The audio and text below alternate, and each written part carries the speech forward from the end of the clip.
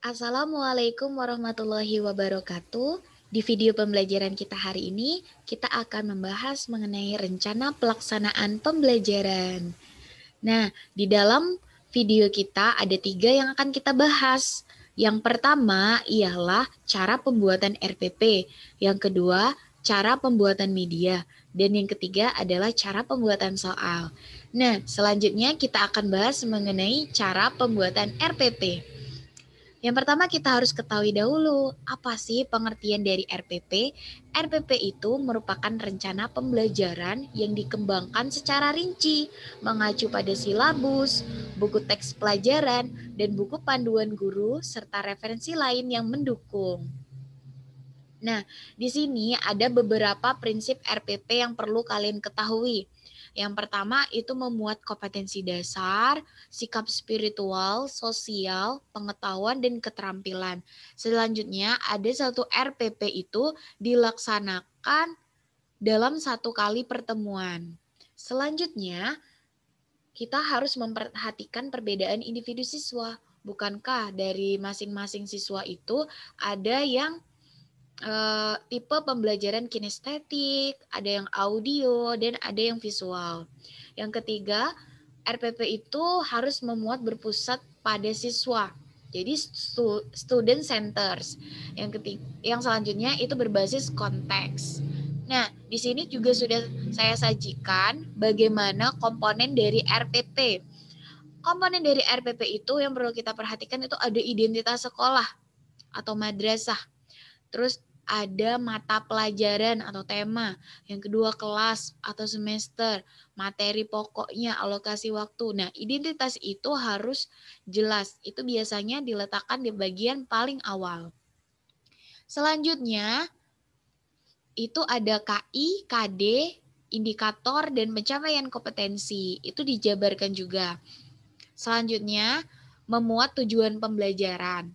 Nah, tujuan pembelajaran ini bisa kita ambil dari KD dan indikator yang ada, lalu kita kembangkan menjadi tujuan pembelajaran. Selanjutnya materi pembelajaran. Materi pembelajaran ini bisa kita lihat dari buku siswa dan panduannya itu ada di buku guru.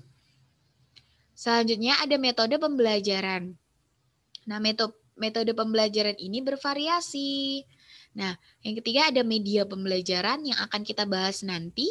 Yang selanjutnya ada sumber belajar. Jadi kita tidak hanya belajar di buku siswa dan buku guru, tetapi kita bisa mencari informasi atau sumber-sumber belajar lainnya seperti buku-buku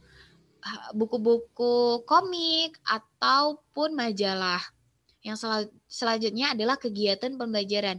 Nah, di kegiatan pembelajaran ini kita dijelaskan secara rinci ya teman-teman. Secara rinci ada kegiatan pendahuluan, ada kegiatan inti, dan ada kegiatan penutup. Dan selanjutnya ketika sudah melaksanakan kegiatan pembelajaran, kita harus mencantumkan penilaian atau asesmen. Nah, di sini sudah ada langkah-langkah penyusunan dari RPP. Yang pertama kita perlu mengkaji silabus tematik. Silabus tematik itu isinya seperti apa? Nah, bukan hanya silabus, kita juga memperhatikan prota, kita memperhatikan prosem juga. Selanjutnya, kita harus mengkaji buku guru dan buku siswa. Ini penting banget, karena di dalam buku siswa itu memuat materi, dan di buku guru itu sebagai pedomannya. Selanjutnya, mengembangkan kegiatan pembelajaran. Jadi, di dalam kegiatan pembelajaran itu, teman-teman bisa mengembangkan. Kalian mau bentuknya seperti apa? Apakah nantinya akan berbentuk kegiatan pembelajaran yang kontekstual atau apa itu bisa kalian kembangkan sendiri sesuai dengan kreatif ide kalian masing-masing. Selanjutnya ada penjabaran jenis dan teknik penilaian. Nah, ini perlu sekali agar kita ketika menilai kita mempunyai acuan ataupun pedoman. Yang selanjutnya adalah menentukan alokasi waktu. Nah, ini perlu kita perhatikan. Misal di satu jam pembelajaran itu ada 45 menit. Kita harus benar-benar merencanakan pendahuluan itu misalnya 15 menit. Lalu kegiatan inti itu 30 menit. Nah, dan selanjutnya kegiatan akhirnya itu 5 menit. Nah, di sini juga ada kita harus memperhatikan sumber belajarnya juga. Nah, setelah kita membuat RPP, kita harus mengetahui cara pembuatan media pembelajaran agar pembelajaran yang kita lakukan itu lebih menarik. Nah, apa sih itu media pembelajaran? Media itu mempunyai peranan yang sangat penting dalam pembelajaran. Untuk itu, guru dituntut untuk memiliki kreativitas yang tinggi untuk membuatnya. Nah, namun kita harus memperhatikan juga ya teman-teman, bahwasanya media itu yang kita gunakan harus tepat dengan kemampuan dan kebutuhan siswa. Untuk itu, sebelum menggunakan media perlu dirancang terlebih dahulu. Nah, di sini saya akan menjelaskan mengenai contoh rancangan pembuatan media untuk tingkat sekolah dasar ataupun madrasah. Nah, di sini sudah tertera bukan? Yang pertama kita sediakan rancangan pembuatan media pembelajaran di SD. Pertama, tetap harus ada identitasnya. Itu memuat mata pelajaran apa? Tematik.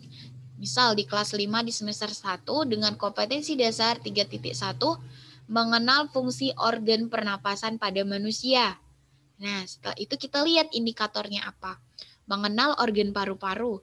Yang kedua, menjelaskan proses pernapasan pada paru-paru. Yang ketiga, membuat model alat pernafasan manusia dan mendemonstrasikannya.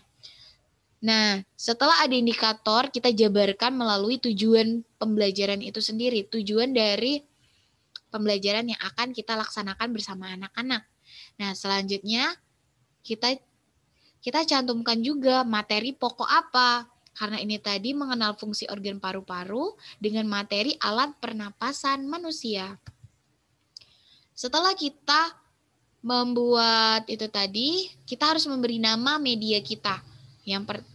Nah, di sini sudah saya berikan contoh bahwasanya nama dari media pembelajaran kita adalah model pernapasan paru-paru sederhana. Kita cantumkan juga alat dan bahannya. Nah, di sini sudah ada alat dan bahannya. Yang selanjutnya kita membuat langkah-langkah pembelajaran. Ini juga perlu diperhatikan ya teman-teman. Karena langkah-langkah pembelajaran ini bakal kita aplikasikan dalam pembuatan media pembelajarannya secara langsung. Lalu bukan hanya cara pembuatan, kita juga harus mencantumkan cara penggunaan. Bagaimana sih penggunaan media yang akan kita buat itu? Ya, seperti itu ya teman-teman. Nah, media pembelajaran sudah selesai. Sekarang kita akan bahas mengenai cara pembuatan soal. Soal ini penting ya teman-teman untuk mengukur kemampuan siswa. Nah, langkah-langkah dari penyusunan soal itu kita bisa perhatikan. Yang pertama, kita harus memperhatikan materi yang ada. Tadi materi yang kita contohkan adalah alat pernapasan manusia. Jadi harus seputar alat pernapasan manusia. Yang kedua, tentukan dari materi tersebut bagian mana yang tepat untuk dijadikan soal. Misalnya, materi pernapasan manusia ini bisa kita buat soal berupa tes ataupun non-tes. Yang ketiga, membuat kisi-kisi soal disesuaikan dengan indikator pada materi tersebut. Yang keempat, buatlah soal yang mengacu pada indikator. Nah, ini sangat penting. Indikator itu dijadikan acuan untuk membuat soal. Yang kelima, kita perlu menulis kunci jawaban ataupun pedoman penskoran. Nah, di sini juga ada syarat-syarat penyusunan soal. Di sini ada 6. Yang pertama, soal yang dibuat itu harus menanyakan ilmu, materi, konsep, teori yang telah kita pelajari. Jadi tidak boleh menyimpang. Nah, yang kedua, soal disusun sesuai dengan kaidah penyusunan soal. Yang ketiga, penulis soal harus menguasai materi tersebut. Nah, yang keempat, penulis harus mengetahui ragam, jenis, bentuk-bentuk soal beserta keunggulan dan kelemahannya. Kelima, penulis soal harus paham akan kaidah penulisan soal. Yang keenam, penulis soal harus paham soal yang ditanyakan itu berhubungan langsung dengan penskoran sehingga penilaiannya itu objektif, tidak transparan. Oke, terima kasih. Itulah video tentang rencana pelaksanaan pembelajaran kita kali ini.